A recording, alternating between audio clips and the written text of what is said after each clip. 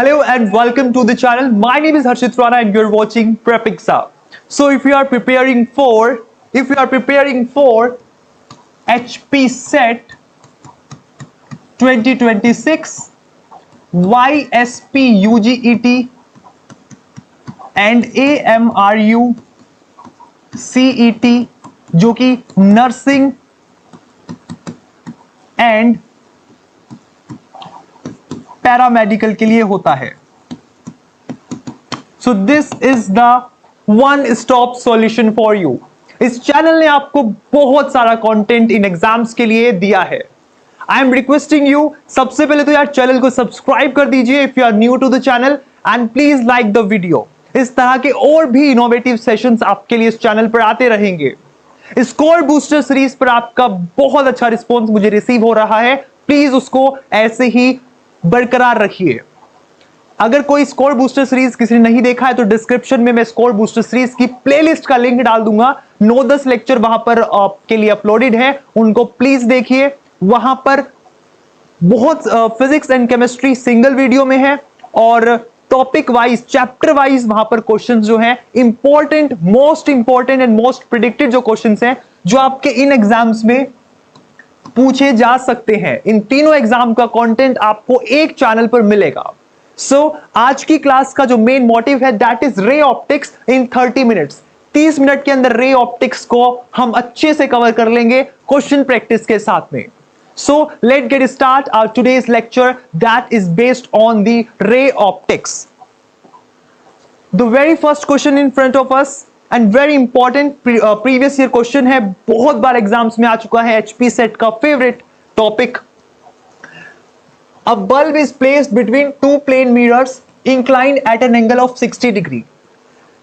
दो आपके पास में प्लेन मिरर्स हैं जो 60 डिग्री के एंगल पर इंक्लाइंड है, राइट आपको बताना है कि the number of images formed is, कितनी इमेजेस बनेंगी, the number of images formed is, right.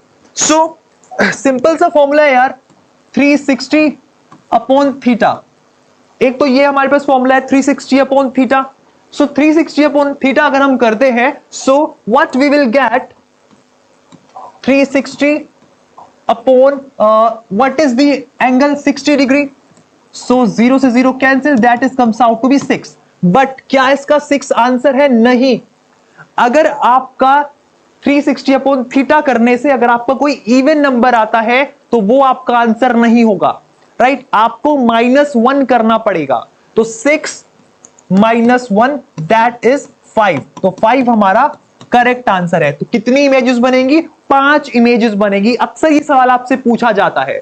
अगर 360 डिग्री 360 अपॉन थीटा करने से अगर आपके पास में कोई इवन आ रहा है तो आपको क्या करना है, उसको -1 करना है ताकि वो एक ऑड नंबर आए, ठीक है। So that is our answer और वही हमारा अल्टीमेट आंसर होता है क्वेश्चन का, राइट। अगर 360 अपॉन थीटा करने से कोई परफेक्टली कोई ऑड नंबर आ रहा है, that is our answer. But most of the cases में आपको एक इवन नंबर मिलता है और उस इवन नंबर में से -1 करेंगे तो हमें जो नंबर मिलेगा that is the number of images formed when two plane mirrors are inclined at whatever angle. Okay, that is question number 1। I hope it is very much clear to you all. Please write it down because हमें 30 minutes में पूरे chapter की जितने भी important topics हैं उनको discuss करना है, राइट और अच्छे से क्वेश्चन प्रैक्टिस के साथ। बेटा ये बहुत इंपॉर्टेंट क्वेश्चंस है, मोस्ट इंपॉर्टेंट क्वेश्चंस है, रिसर्च बेस्ड क्वेश्चंस है जो आपके लिए रिसर्च करके इन क्वेश्चंस को असेंबल किया गया है।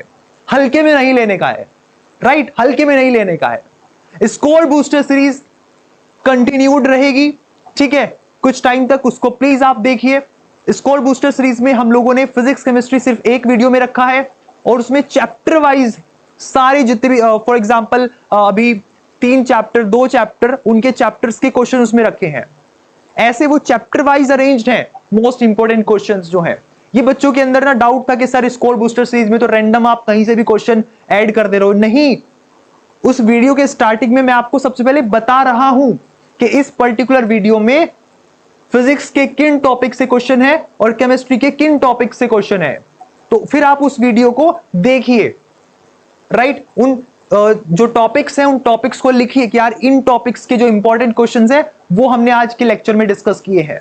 और ये जो 30 मिनट्स वाला कॉन्सेप्ट है उसके ऊपर अगर आपका अच्छा फीडबैक मिलेगा तो मैं इसको पूरा कैरी ऑन रखूंगा, right. So question number 2 in front of us, an object is placed at a distance 2f। एक ऑब्जेक्ट है जो 2f डिस्टेंस पर रखा हुआ है, राइट। ऑब्जेक्ट का डिस्टेंस क्या है? 2f है। u is equals to 2f from the pole of a convex mirror. हमारे पास में मिरर कैसा है? एक कॉन्वेक्स मिरर है, राइट। एक कॉन्वेक्स मिरर है जिसकी फोकल लेंथ f है। तो हमें क्या बताना है भाई? हमें मैग्निफिकेशन बताना है। हमें फोकल लेंथ पता है f, हमें u पता है। तो फोकल लेंथ और u अगर आपको पता है तो आप मैग्निफिकेशन जो है वो अच्छे से बता सकते हैं। एंड मैग्निफिकेशन इस का फॉर्मूला होता है f upon f plus u,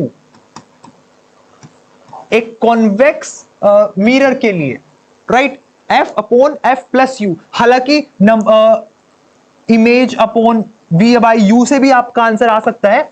magnification v जो है वो v अपॉन u, यानी कि इमेज का डिस्टेंस अपॉन ऑब्जेक्ट का डिस्टेंस, इससे भी आ सकता है, इस फॉर्मूले से भी आ सकता है। तो ये फॉर्मूला भी इंपॉर्टेंट है, बट हमें यहां पर इमेज का डिस्टेंस नहीं पता है। अब हमें इमेज का डिस्टेंस निकालना पड़ेगा, फिर इस फॉर्मूले में रखना पड़ेगा। इससे अच्छा है कि यार एक सिंपल सच्चा सा फॉर्मूला है, आंसर तो वैसे इससे आ भी जाएगा, ठीक है। बट एक सिंपल सा, जब हमारे पास ऑलरेडी एक फॉर्मूला है, that is focal length upon focal length plus u, f upon f plus u. तो f, so f plus 2f, तो that is comes out to be f upon 3f। And f से f cancel, f से f cancel हो जाएगा, f से f cancel हो जाएगा, तो हमारे पास आंसर आएगा 1 अपॉन 3। तो हमारा आंसर होगा 1 अपॉन 3। तो f अपॉन 3f और f से f कैंसिल, और आंसर शुड बी 1 अपॉन 3। बोलो समझ में आया? ये फॉर्मूला लिख लीजिए। इस फॉर्मूले का यूज आपने क्यों किया? क्योंकि आपको v नहीं पता था। v बोले तो पोजीशन ऑफ इमेज आपको नहीं पता थी, ठीक है। आपको सिर्फ u पता था, आपको सिर्फ u पता था, और आपको फोकल लेंथ पता थी। तो फोकल लेंथ और डिस्टेंस से आपको अगर मैग्निफिकेशन निकालनी है तो ये वाला फॉर्मूला आप यूज कर सकते हैं। अगर सर इस क्वेश्चन में हमें डिस्टेंस, ऑब्जेक्ट का डिस्टेंस नहीं पता होता, हमें इमेज का डिस्टेंस पता होता, फिर मैग्निफिकेशन निकालनी पड़ती, ठीक है। तो फिर आप मैग्निफिकेशन का फॉर्मूला लगाते f plus v upon f, ये वाला फॉर्मूला लगा सकते थे, ठीक है। बट हमें ऑब्जेक्ट का डिस्टेंस दिया हुआ था और फोकल लेंथ दी हुई थी, तो इस फॉर्मूले से हमारा निकल जाएगा। फालतू का वो 1 upon f plus equals to 1 upon u plus 1 upon v, वो करके v निकालोगे फिर उसको रखोगे, बहुत कॉम्प्लेक्स जाएगा। जितना इजी रखोगे, जितना अपना लगेज माइंड को बिल्कुल रिलैक्स रखोगे, उतना आपके लिए यूजफुल रहेगा एग्जाम में क्वेश्चंस को अटेम्प्ट करना, ठीक है। Let's move ahead with question number 3। A ray of light passes through a plain glass slab of thickness t and refractive index is 1.5. The angle between incident ray and emergent ray will be. Incident ray और emergent रे के बीच के में क्या angle होगा वो आपको बताना है। आपके पास में एक ग्लास स्लैब है, for example this is the glass slab. आपके पास में एक ग्लास स्लैब है। Let me draw the normal line. मैं एक नॉर्मल लाइन ड्रॉ कर लेता हूं, बिकॉज जितने भी एंगल्स होते हैं वो नॉर्मल लाइन से ही ड्रॉ करने पड़ते हैं। ओके, सो इंसिडेंट रे आती है, यहां पर रिफ्रैक्शन होता है। रिफ्रैक्शन होने के बाद जो रिफ्रैक्टेड रे है वो इस ग्लास स्लैब से, ये जो ग्लास स्लैब है जिसकी थिकनेस टी है, उससे बाहर भी निकल जाती है, उससे बाहर भी निकल जाती है, राइट। इज इट क्लियर सभी को?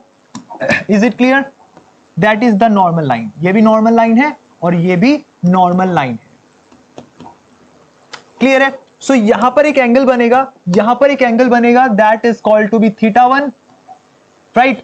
यहां पर एंगल बनेगा that is called to be θ2, that is angle of incidence and that is refracted angle, right. अभी ये जो यहां पे ये एंगल बनेगा ये भी θ2 ही रहेगा, ठीक है। वो आपने पढ़ा होगा कि ये एंगल θ2 तो ये भी θ2 ही रहेगा, और ये रहेगा आपका θ3, सो आपसे किसके बीच में एंगल पूछा, इंसिडेंट रे और इमर्जेंट रे। ये इमर्जेंट रे है, ये इंसिडेंट रे है, तो इंसिडेंट रे और इमर्जेंट रे के बीच का एंगल क्या होगा? अगर ये इंसिडेंट रे रिफ्रैक्शन ना करती, अगर ये इंसिडेंट रे रिफ्रैक्शन ना करती तो ये बिल्कुल सीधी चली जानी थी, ये बिल्कुल सीधी चली जानी थी, बट उसने रिफ्रैक्शन किया तो उसको ये जो शिफ्ट आया है इसको बोलते हैं लेटरल शिफ्ट। इसको क्या बोलते हैं? Lateral shift. ये लेटरल शिफ्ट आने की वजह से ये कुछ इस तरीके से रिफ्रैक्शन हुई और ऐसे निकल गई। तो ये जो इमर्जेंट रे है और जो ये इंसिडेंट रे है, ठीक है, जो मैंने अभी डॉट डॉट से बनाई है इंसिडेंट रे, वो दोनों पैरेलल है। जब भी कोई दो लाइंस पैरेलल होती हैं तो उनके बीच का जो एंगल होता है वो होता है 0 डिग्री। तो इसका जो आंसर आपको टिक करना है वो टिक करना है 0 degree, not Celsius, 0 degree. Actually अभी मैं थर्मोडायनेमिक्स पढ़ा रहा था तो मुझे सेल्सियस याद रहा। सो 0 डिग्री एंगल रहेगा इंसिडेंट और इमर्जेंट रे के बीच में। बोलो क्लियर है सभी को? प्लीज अपने फीडबैक कमेंट्स में मुझे चाहिए, आप लोगों का फीडबैक। एचपी से 2026 की डेट आ चुकी है, दैट इज 10 मई। वाईएसपी यूजीईटी का एग्जामिनेशन का जो ब्रोशर है वो रिलीज होने वाला है। नर्सिंग और पैरामेडिकल के एग्जाम्स में भी ज्यादा टाइम नहीं है। So it is very helpful videos जो आपको मिल रही है। प्लीज सब्सक्राइब कीजिए चैनल को and make it the most watched Himachal Pradesh number 1 YouTube channel for education. Right, सबको पीछे छोड़ना है अपने को। Next question, that is question number 4। और इनसे आज की पूरी क्लास से आपका रे ऑप्टिक्स बहुत अच्छे से कवर हो जाएगा। आपको कुछ और करने की जरूरत नहीं है। इन क्वेश्चंस में जो टॉपिक्स है उन टॉपिक्स का आप फॉर्मूला रिवीजन जरूर करना। उन टॉपिक्स का एक बार कहीं से एनसीईआरटी से, आपकी कोई भी रेफरेंस बुक से नोट्स अगर आपके पास ऑलरेडी पढ़े बने हुए हैं तो उनको बस रीड करना। राइट, और इन क्वेश्चंस की जितनी मैक्सिमम वैरायटी आप सोल्व कर पाए वो आपके लिए बहुत हेल्पफुल रहेंगी। राइट, इन क्वेश्चंस को तो बिल्कुल लिख लिख के याद कीजिए, ये तो श्योर शॉट है, इनके जैसे क्वेश्चन ही आपके एग्जाम में आएंगे। Right, a ray of light is travelling through a medium of refractive index √2। एक हमारे पास में लाइट रे है जिसका रिफ्रैक्टिव इंडेक्स है √2 with respect to air. Clear? when it is incident on the surface making 45 degree angle with the surface, which of the following will take place? so basically कौन सा ऑप्शन आपको टिक करना है वो देखिए यार। स्नेल्स लॉ लगा लेंगे आप सभी। रिफ्रैक्टिव इंडेक्स है हमारे पास में √2, so refractive index √2, so √2 into angle of incidence 45 sine 45 is equals to, formula होता है ना आपका u1 sine θ1 is equals to ν2 sine θ2। Basically sine θ1 angle of incidence, sine θ2 angle of reflection. So √2 into sine 45 is equals to, air की बात करिए तो air का हम लोग यहां पे 1 ले लेते हैं। राइट, एंड साइन θ2 इज हमें जो है कैलकुलेट करना है। So √2 into sine 45 is 1/√2 is equals to sine θ2। So sine θ2 1, तो साइन 1 कब होता है? जब साइन 90 डिग्री की वैल्यू कितनी होती है? 1। तो आपका करेक्ट आंसर क्या होगा? Angle of refraction will be 90 degree. Angle of refraction will be 90 degree. तो इस तरीके से आपके एग्जाम में क्वेश्चंस आएंगे जहां पे आपको ऐसी साइन 45, साइन 30, साइन 60, ये जो पूरा ट्रिग्नोमेट्रिक टेबल है वो भी आपको अच्छे से पता होना चाहिए स्टूडेंट्स। राइट, मेहनत करने से नहीं डरना है अपने आप को। राइट, अगर 500 मीटर की रेस है तो अपने को 1000 मीटर दौड़ने की तैयारी करनी है। अगर 100 मीटर की रेस है तो अपने को 200 मीटर दौड़ने की तैयारी करनी है। Right, because it's a competitive world. कौन कब आपको गिरा के आगे निकल जाएगा कोई भरोसा नहीं है। खुद अपने लिए स्टैंड लीजिए, do whatever you want to do. फिर मत सोचिए किसी के बारे में, कोई आपके बारे में क्या सोचता है। Your life is in your hands, make it और डिस्ट्रॉय इट, ये आपकी चॉइस है। जितना अच्छा मैनिफेस्ट करेंगे अपनी लाइफ के लिए वो हो जाता है बेटा। Just you have to think big. अब बड़ा सोचोगे तभी तो बड़ा कर पाओगे, अब बन पाओगे। नेगेटिव थॉट्स अपने माइंड में मत लाइए कि यार इतना एग्जाम का टाइम बचा है, ये है वो है। Just do your work. Let's move ahead. हमें 30 मिनट्स में चैप्टर कंप्लीट करना है। It's a marathon like series. बाकी स्कोर बूस्टर सीरीज पे भी प्लीज अपना रिस्पॉन्स अच्छा दीजिएगा, उसको और ज्यादा इंप्रोवाइज करने की मैं कोशिश करूंगा time to time. Please subscribe to channel Prepixa, make it the Himachal Pradesh #1 educational YouTube channel. That is question number, this is question number 4 and this is question number 5 in front of you. The refractive index, it is index of a glass and water with respect to air is 3/2 and 4/3 respectively. The refractive index of glass, आपको refractive index बताना है glass का with respect to water. So glass का बताना है, glass का कितना दे रखा है 3/2 एंड वाटर का 4/3। सो हमें बताना किसका है, ग्लास का विद रिस्पेक्ट टू वाटर। तो दोनों को क्या कर दे, आपस में डिवाइड कर दो, तो ये हो जाएगा 3/2 इंटू 3/4, तो इट शुड बी 9/8। क्या मैंने सही किया है बच्चों? क्या मैंने सही किया है? उन दोनों को बस डिवाइड ही करना है, एक दूसरे के रिस्पेक्ट में अपने को रिफ्रैक्टिव इंडेक्स जो है वो कैलकुलेट करना है, वो हमें बताना है। Is it clear? Is it clear सभी को? यस। बट यहां से आपको वाटर का रिफ्रैक्टिव इंडेक्स तो याद हो जाना चाहिए। Refractive index of water is 4/3, क्योंकि कुछ क्वेश्चंस ऐसे आएंगे जहां पर ये रिफ्रैक्टिव इंडेक्स या तो गिवन होगा या फिर आपको खुद से कैलकुलेट करना हो सकता है, right? Next question in front of us, question number 6.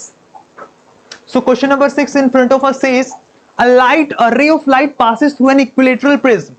Light है, एक equilateral prism भी है हमारे पास में, एक equilateral glass prism है। equilateral glass prism का मतलब है कि एक prism है जिसके जो एंगल्स हैं वो 60 डिग्री है। 60 डिग्री हमारे एंगल्स हैं। सो इक्विलेटरल मींस एंगल्स कितने डिग्री के हैं? 60 डिग्री के एंगल्स हैं।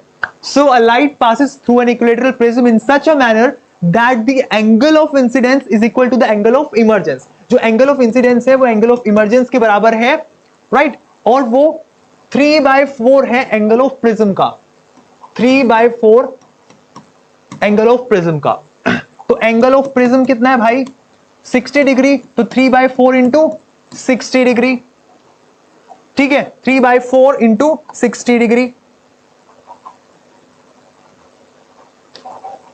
3/4 इंटू 60 डिग्री। अब 60 डिवाइडेड बाय 4 कर लो भाई, जिसको नहीं आता ऐसे साइड में कर लो, 4 1 जा 4, ऐसे कर लो भाई, जिसको नहीं होता एग्जाम में करना। तो कितना आएगा? 15। तो 15 हो गया ना, ये कैंसिल होगा 15 से, 15 times. Okay, so angle of incidence is equals to emergent angle which is 15 into 3 is 45 degree. So आपने एंगल ऑफ आई एंगल जिसको इंसिडेंट एंगल बोलते हैं, इमर्जेंट कितना है? 45 डिग्री है, 45 डिग्री है। बट क्या अपने को ये 45 पता करना था? नहीं, अपने को क्वेश्चन में क्या पता करना था? The angle of deviation is, angle of deviation अपने को फाइंड करना था, जिसको डेल्टा मिनिमम बोलते हैं। ऐसे एंगल ऑफ डेविएशन जो कि होता है आई प्लस ई माइनस ए, आई प्लस ई माइनस ए। तो आई प्लस ई, तो आई भी कितना है? 45, ई भी कितना है? 45 माइनस ए। तो डेल्टा मिनिमम जो है, एंगल ऑफ डेविएशन जो है, एंगल ऑफ डेविएशन जो है दैट इज ये फॉर्मूला आपको याद रखना है। इस क्वेश्चन में ये फॉर्मूला का यूज हुआ है, प्रिज्म का ये वाला फॉर्मूला यहां पे यूज हुआ है। एग्जाम में क्वेश्चन आ सकता है इसके ऊपर। बाकी प्रिज्म के और भी जो फॉर्मूले हैं और डेल्टा मिनिमम निकालने का एक्चुअली दूसरा फॉर्मूला है sin a/2, ठीक है? sin a/2 प्लस ए, कुछ ऐसा एक फॉर्मूला है, वो भी याद करना जरूर। प्रिज्म के फॉर्मूले बहुत इंपॉर्टेंट है, इनफैक्ट प्रिज्म ही पूरा एक टॉपिक इंपॉर्टेंट है। स्कोर बूस्टर सीरीज का लेक्चर नंबर 1, लेक्चर नंबर 6, वहां पर मैंने प्रिज्म के बहुत अच्छे सवाल करवाए हैं कि एक साइड में सिल्वर्ड है और उसके ऊपर लाइट आएगी, वो अपने पाथ को रिट्रेस कर लेगी लाइट, तो वो मैंने कराया, उसको आप जरूर जाके देखना प्लीज। स्कोर बूस्टर सीरीज को जरूर देखना सब बच्चे प्लीज, लेक्चर नंबर 1 से लेक्चर नंबर लास्ट तक, बहुत टाइम है आपके पास में, आप कर ले जाओगे। और जल्दी एक 2 मंथ स्ट्रेटेजी मैं आपके साथ शेयर करूंगा कि आपको कैसे कैसे टॉपिक को पढ़ना है, और अगर टाइम मिला तो वो शेयर करूंगा। बाकी आपका खुद का कोई पर्सनल स्टडी प्लान है तो प्लीज फॉलो कीजिए उस चीज को, प्लीज फॉलो कीजिए। सो ये 90 डिग्री हो गया, 45 plus 45 90 degree minus A, so delta minimum is equals to 90। A कितना है भाई, 60 डिग्री है, minus 60, delta minimum should be sorry the angle of deviation should be 30 degree. तो ये हमारा आंसर है, इसको हमें टिक करना है। चारों ऑप्शन में से ये हमें मिलेगा, इस ऑप्शन को हमें टिक करना है। इज इट क्लियर सभी को? 100% clear? Please like this session and make it the viral one, right? Share with all your friends कि Pratiksha is now back, Harshit Rana is now back. और आप मुझे मेरे इंस्टाग्राम पर भी मुझे फॉलो कर सकते हैं। My Instagram ID is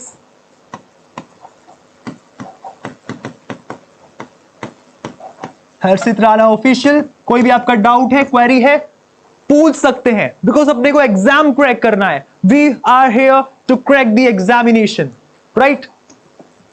next question, that is question number 7. Question number 7 in front of us. Two thin lenses of focal length f1 and f2 are in contact and coaxial. दो हमारे पास में thin lenses हैं जिसका focal length एक का f1 है और दूसरे का जो focal length है वो f2 है। दो lenses है, एक का focal length f1 है, दूसरे का focal length f2 है। हमने इन दोनों lenses को contact में रख दिया, तो जो पावर होगी, जो पावर बनेगी इनके कॉम्बिनेशन से, वो अपने को बतानी है। पावर होती क्या है? पावर होती है 1 upon focal length, 1 upon focal length. अगर फोकल लेंथ किस में हो? मीटर्स में हो। अगर फोकल लेंथ सेंटीमीटर में हो तो इसका फॉर्मूला हो जाता है 100 अपॉन फोकल लेंथ। अगर फोकल लेंथ किस में रखे? सेंटीमीटर में रखे। So basically 1 upon F, 1 upon focal length is the power. दो लेंसेज है तो पहले इनकी कंबाइंड फोकल लेंथ निकाल लेते हैं, पहले इनकी कंबाइंड फोकल लेंथ निकाल लेते हैं। रेडी? पहले इनकी कंबाइंड फोकल लेंथ निकाल लो sir. 1 upon capital F equals to 1 upon f1 plus 1 upon f2। ऐसे कर लो सर, पहले पावर ही निकाल रहे हैं बेसिकली एक तरीके से हम, ठीक है? f निकाल लेते हैं, 1 upon f equals to 1 upon f1 plus 1 upon f2 कर रहे हैं, ठीक है? अरे ठीक है भाई, जल्दी स्पीड में मैं इसलिए हूं क्योंकि मुझे 30 मिनट्स में कंप्लीट करना है इसको। ये टारगेट है कि 30 मिनट्स में रे ऑप्टिक्स खत्म, 30 मिनट्स में करंट इलेक्ट्रिसिटी खत्म, 30 मिनट्स में एटॉमिक स्ट्रक्चर खत्म। सो 30 मिनट्स की जो बुलेट लेक्चर्स मिल रहे हैं आपको, बहुत हेल्पफुल है आपके एग्जाम के लिए। पूरा रे ऑप्टिक्स 30 मिनट में रिवाइज हो रहा है, फिर एक्स्ट्रा स्टडी का टाइम आपके पास में बहुत ज्यादा है। इन टॉपिक्स को लिखिए, इन टॉपिक्स के ऊपर मैक्सिमम क्वेश्चन प्रैक्टिस फिर आप करते रहिए। इंपॉर्टेंट आपको पता चल चुका है कि क्या इंपॉर्टेंट टॉपिक है। पावर ऑफ लेंस इंपॉर्टेंट है, प्रिज्म इंपॉर्टेंट था, राइट? सो इंपॉर्टेंट टॉपिक्स आपके लिए सामने मैं एक तरीके से प्रेजेंट कर रहा हूं। वैसे लिख दूंगा मैं यार ये टॉपिक इंपॉर्टेंट नहीं, करके दिखा रहा हूं कि क्वेश्चन कैसे आएंगे। पढ़िए पावर ऑफ लेंस और क्वेश्चन सॉल्व करिए इस तरह के, वो आपके लिए बहुत हेल्पफुल रहेंगे। So 1 upon f is equals to, ये हो जाएगा f1 into f2। Is it clear? f1 into f2, f1 plus f2। तो ये कैपिटल F है, ये 1 अपॉन f है। अब मैं इसको अगर रेसिप्रोकल कर दूं, मेरे को f चाहिए तो इसको उल्टा कर दूंगा, तो ये मेरे को अपोज रेसिप्रोकल हो जाएंगे, f1 f2 upon f1 plus f2, right? And I think that is our answer भाई। मुझे लगता है 1 अपॉन f क्या है? 1 अपॉन f ही तो पावर है। सो f हमारे पास हमें मिल चुका है, f हमारे पास मिल चुका है, f हमारे पास में मिल चुका है। अब इसमें f की जगह पे इस चीज को रख देना है, बेसिकली इसको फिर से रेसिप्रोकल करना है। तो जो हमारा फाइनल आंसर होगा वो हमारा फाइनल आंसर यही है, यही हमारा फाइनल आंसर है। यहां से प्लीज इसको एक बार आप वेरीफाई करना, तो पावर हो जाएगी ये जो पूरा है f1 into f1, f1 plus f2। ये यहां पे इस f की जगह पे मैं सब्सटीट्यूट कर रहा हूं, तो ये उसका रेसिप्रोकल हो जाएगा। That is comes out to be f1 plus f2 and f1 f2, ठीक है? सो प्लीज इस क्वेश्चन को मुझे आपको कमेंट में चाहिए कि sir what is correct answer. Comment करिए इस क्वेश्चन में कोई डाउट है तो। मेरे हिसाब से ये करेक्ट आंसर होना चाहिए। Okay, according to me that should be the correct answer, because f हमारे पास में निकल चुका है। अब एफ को हमने यहां पे रखा तो वो रेसिप्रोकल हो गया, ठीक है, क्योंकि ऊपर 1 था, तो मुझे लगता है ये आंसर होगा। प्लीज ये मुझे कमेंट सेक्शन में आप लोग बताएंगे, ठीक है। यहां तक जिस बच्चे ने वीडियो देखा है वो इस क्वेश्चन को अच्छे से समझ पाया होगा और अच्छे से क्लियर होगा। फिर भी कोई डाउट है तो please do post in the comment section. मुझे आपके प्यारे प्यारे कमेंट्स चाहिए बच्चों, राइट। और एग्जामिनेशन फॉर्म जब रिलीज होगा उसको कैसे फिल करना है, एप्लीकेशन फॉर्म को, क्या क्या डॉक्यूमेंट्स रिक्वायर्ड होंगे आपकी काउंसलिंग के टाइम पे, एडमिट कार्ड कैसे डाउनलोड करना है, कैसे, मतलब all everything, all about HP SET 2026, all about YSP 2026, all about AMRU CET 2026, nursing and paramedical, इसी चैनल पर आपको सारी इंफॉर्मेशन मिलेगी। So do subscribe this channel यार, do subscribe this channel, okay. So ये बहुत इंपॉर्टेंट क्वेश्चन है, ये बहुत इंपॉर्टेंट क्वेश्चन है। Question number 8, a fish at a depth of 12 cm in bottle is viewed by an observer on the bank of the lake. To what height the image of the fish is raised? Refraction का यहां पे concept लग रहा है। पानी के अंदर एक फिश है, एक झील है जिसके अंदर एक फिश है।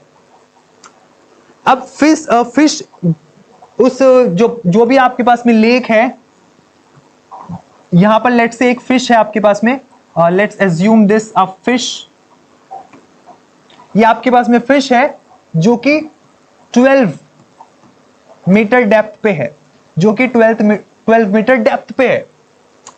सो जो बाहर से जो ऑब्जर्वर देखेगा, जो ऑब्जर्वर जब देखेगा तो क्या उसको ये जो फिश है वो 12 सेंटीमीटर पे दिखाई देगी, एक्चुअल डेप्थ पे दिखाई देगी? नहीं, एक्चुअल डेप्थ पे वो चीज नहीं दिखाई देगी, वो कुछ उभरी हुई, कुछ ऊपर दिखाई देगी। सो उसको बोलते हैं अपरेंट डेप्थ। सो उसको बोलते हैं apparent depth, D apparent. D apparent का फॉर्मूला होता है डी एक्चुअल, मतलब एक्चुअल जो डिस्टेंस है upon refractive index, upon refractive index.